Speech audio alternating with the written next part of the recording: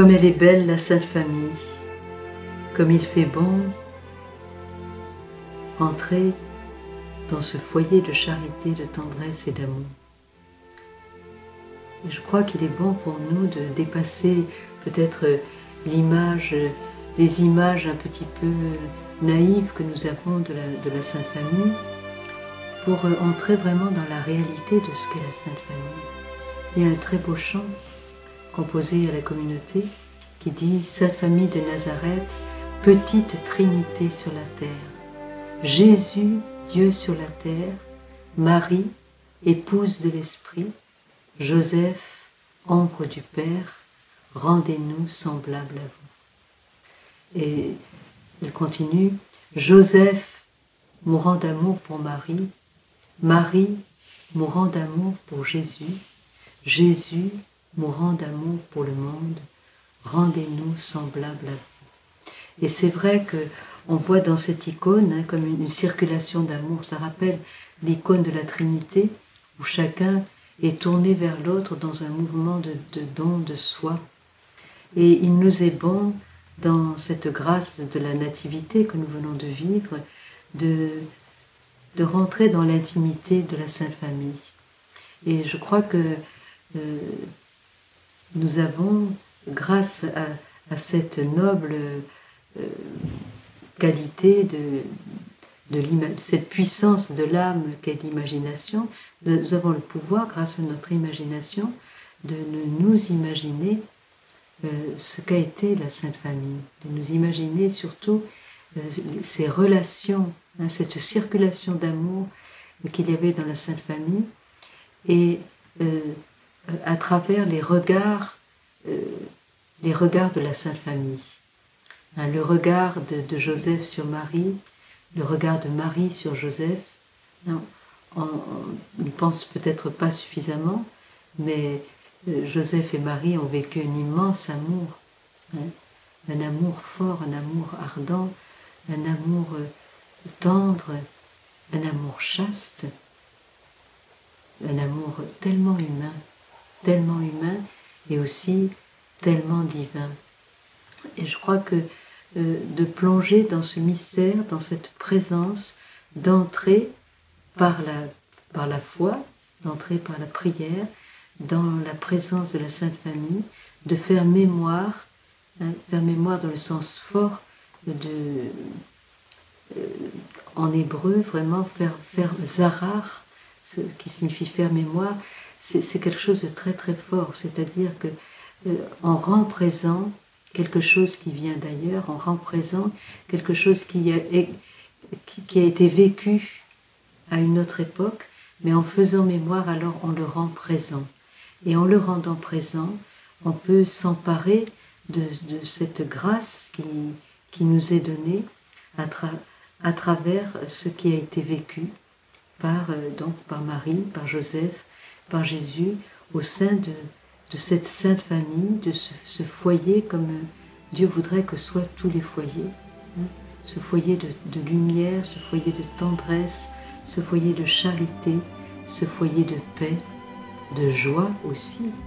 Je crois qu'il y a dû non seulement avoir des sourires, mais des rires et des éclats de rire au cœur de la Sainte Famille. C'était très joyeux, non pas d'une joie surfaite ou faite d'excitation, mais vraiment d'une joie profonde, d'une joie enfantine. Et nous avons donc cette possibilité de pénétrer dans cette Sainte Famille et de nous laisser restaurer aussi profondément, parce que nous sommes tous blessés. On a parlé la semaine dernière de l'enfant blessé, de l'enfant qui pleure, et cet enfant a besoin d'être consolé.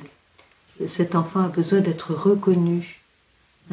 Un enfant, je me souviens, ma fille, quand elle était enfant, et qu'elle avait un chagrin, qu'elle était tombée, elle venait vers moi en pleurs, et il suffisait que je l'écoute pour qu'elle oublie tous ses malheurs et qu'elle reparte en sautillant, en oubliant ce pourquoi elle était venue vers moi.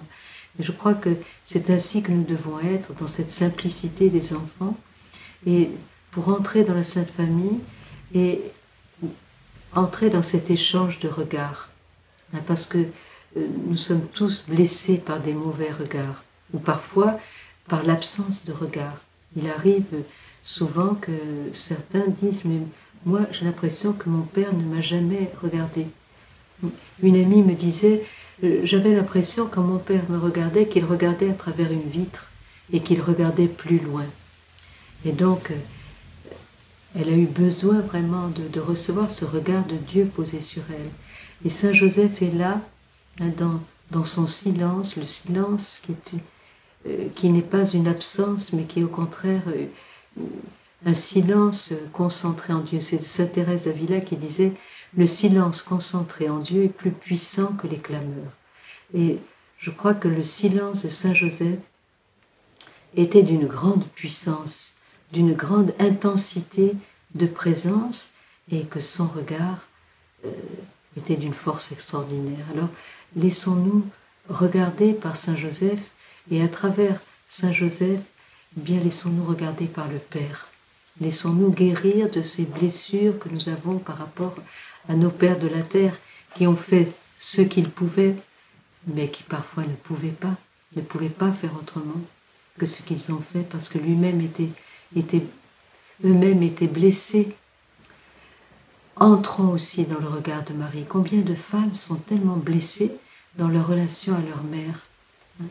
Quand on pense à ce que peut être une relation mère-fille, vraiment un vrai délice, eh bien pourtant, tant de femmes sont blessées par rapport à leur mère et ont besoin d'être guéries profondément, ont besoin de rencontrer en Marie la femme, en Marie la mère, non pas simplement une statue de plâtre admirable mais inimitable, mais vraiment la mère vers laquelle on peut aller, à laquelle on peut tout dire, on peut tout partager, et la mère qui nous aime d'un amour inconditionnel. C'est ça l'amour d'une mère. La mère, même si on est en prison, elle continue d'aller visiter son enfant.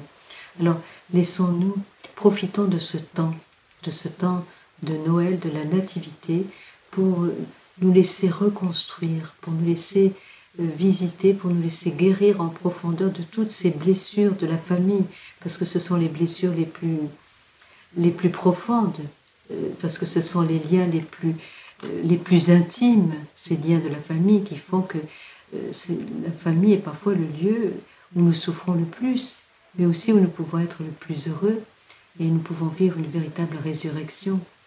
Et je dirais aussi, accueillons le regard innocent de Jésus. Nous avons, chacun de nous, finalement, nous avons la nostalgie de l'innocence. Cette innocence de l'enfance que nous avions quand nous étions enfants et que parfois, pour certains, ils l'ont perdu très tôt. Eh bien, nous avons besoin de ce regard pur et innocent d'un enfant qui nous dit aussi l'innocence de Dieu, qui nous dit la tendresse de Dieu, qui vient nous restaurer dans notre intégrité. Je crois que c'est très très beau ce que nous avons à vivre, ce qui nous est donné de vivre au cœur de la Sainte Famille, qui est comme une porte d'entrée pour entrer dans le cœur de la Trinité et vivre pleinement vraiment cette grâce d'être enfant de Dieu, d'être fils et filles du Très-Haut. Alors, bonne grâce de la Nativité, et n'oubliez pas de vous saisir de cette possibilité qui vous est offerte gratuitement pour votre plus grand bonheur.